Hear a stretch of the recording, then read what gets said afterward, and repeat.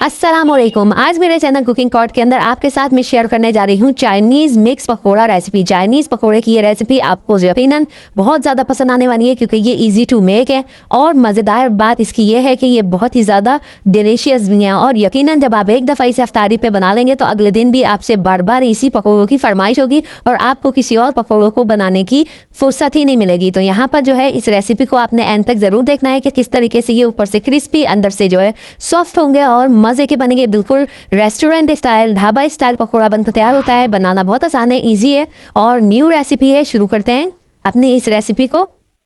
सबसे पहले लेंगे हम एक बाउल, बड़ा सा बाउल ले लीजिए और उसमें डालेंगे गोभी। गोभी यहाँ पर मैंने पत्ता गोभी का इस्तेमाल किया है। गोभी को आपने रफली कट करना है। 1 कप गोभी का इस्तेमाल करें, अच्छे से धोकर और रफली कट कर लीजिए। इसको बाउल में ऐड कर लीजिए और इसके बाद इसमें डालेंगे आलू। आलू को मैंने ना फ्राइज की शक्ल में कट किया है, जैसे छोटे छोटे फ्राइज होते हैं ऐसे 1 कप आलू का भी इस्तेमाल करेंगे।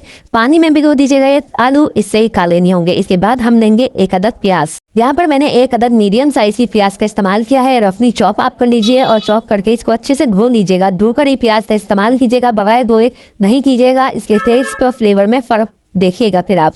और इसके साथ ही 1 कप जो है मैं यहाँ पर पालक का इस्तेमाल कर रही हूँ। पालक को भी धोकर मैंने अच्छे से चॉप कर लिया है। चॉप करने के बाद 1 कप पालक आप इसके अंदर शामिल कर दीजिए। इसके बाद 4-5 हरी मिर्चें मैंने ली थी, उसके सीड जो है बीच बीच में से निकाल लिए थे और उसको भी जूलियन कटिंग में फ्राइज की तरह जो है आपने कट कर लेना है और वो 3-4 हरी मिर्चों को इसमें शामिल कर दीजिएगा। बड़ा क्रंची फ्लेवर आएगा इनका। और इसके साथ ही धनिया और पुदीना 1-1 टेबल स्पून आप इसके अंदर शामिल कर दीजिए। और ये मैंने लिया है चिकन मैंने लिया था हड्डी वाला और उसको आधा चाय का चम्मच नमक डाल के आपने बॉईल करना है। बॉईल करने के बाद आपने इसके रेशे कर इसमें शामिल कर देने हैं। तकरीबन 1 कप चिकन मैंने इसमें शामिल कर दिया है। 1 चाय का चम्मच जो है अदरक लहसुन का पेस्ट शामिल कर।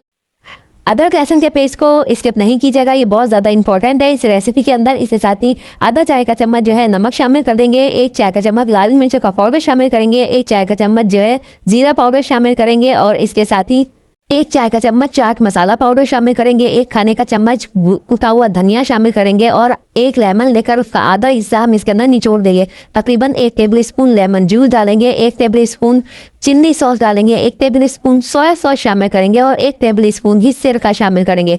ये सारी चीज़ें अच्छे से शामिल करने के बाद आपने इनको अच्छे से मिक्स करना है। मिक्स करने के बाद आपने जो है इसके अंदर शामिल करना है बेसन।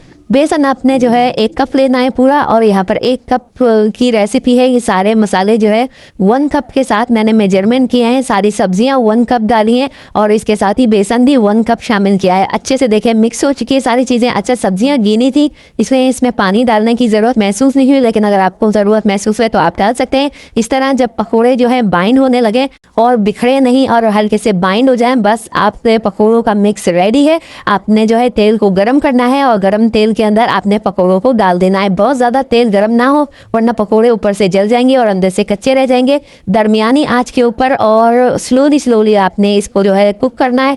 मज़ेदार सी इजी रेसिपी है, बहुत जल्दी से ये बन जाते हैं लेकिन फ्लेवर आउट क्लास है। मैं गारंटी देती हूँ आपको कि आपने इस रमज़ान के अंदर ये पकौड़े बनाकर अगर खिला दिए ना घर वालों को तो आपको जो है ना दाद वसूल होने वाली है और ईद से पहले आपको ईदी मिलने वाली है। तो यहाँ पर ये जो है आपने पकौड़े बिल्कुल इसका फ्लेवर ऐसा आएगा जैसे कि आपने जैसे ब्रोस्ट बना लिया हो घर के अंदर इसके चिकन पकोड़ा भी आप इसको कह सकते हैं, चाइनीज़ पकोड़ा भी कह सकते हैं, गोभी के पकोड़े भी कह सकते हैं, जो चाहे आप इसको नाम दें। लेकिन हाईली रिकमेंडेड है कि आपने इसको ज़रूर एक दफ़ा ट्राई करना है ताकि आपको इसके फ्लेवर का अंदाज़ा हो सके। बहुत ही मज़ेदार रेसिपी है। इसी तरीके की पाकिस्तानी फूड रेसिपीज़ मेरे चैनल पर आपको मिलती रहती है। रमज़ान स्पेशल रेसिपी को एंजॉय कीजिए। अल्लाह हाफ़िज़।